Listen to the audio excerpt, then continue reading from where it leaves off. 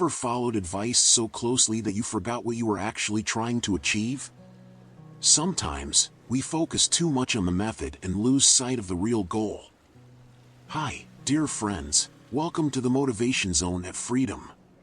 Today, we're exploring the idea of not mistaking the path for the destination. It's easy to get caught up in the process, but the real value lies in the experience itself.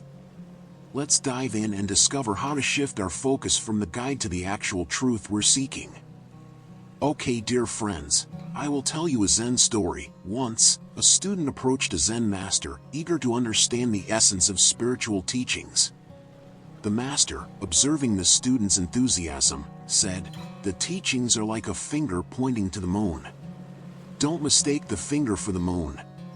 The student was puzzled and asked, "What do you mean, master?" The master gently explained, "Imagine you are looking at the moon. If I point to it, my finger is not the moon itself, but merely a guide showing you where to look.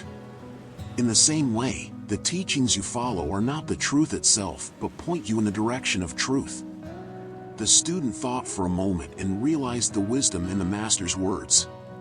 Teachings, methods, and lessons are like the finger, guides along the path, but they are not the final destination.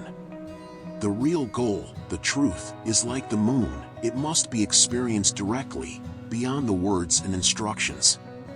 To find the truth, the master continued, you must look past the teachings and experience it yourself. Only then will you see the moon shining brightly.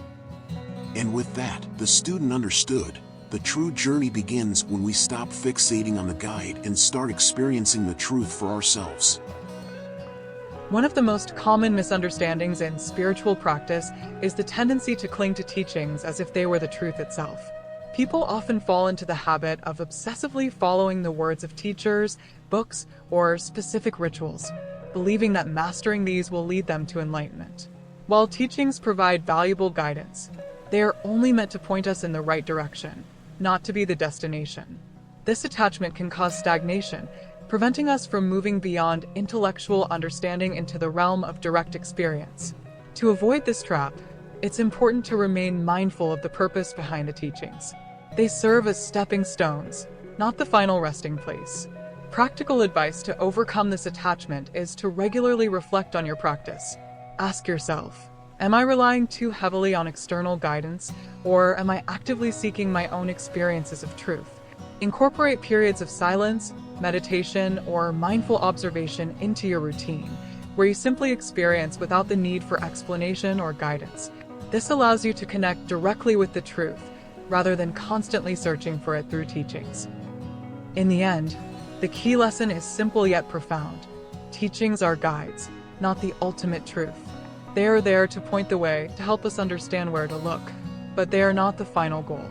The real journey begins when we stop fixating on the teachings themselves and instead shift our focus toward experiencing truth directly through our own awareness and insight. I invite you to explore this journey for yourself. Embrace the teachings, but don't hold on to them too tightly.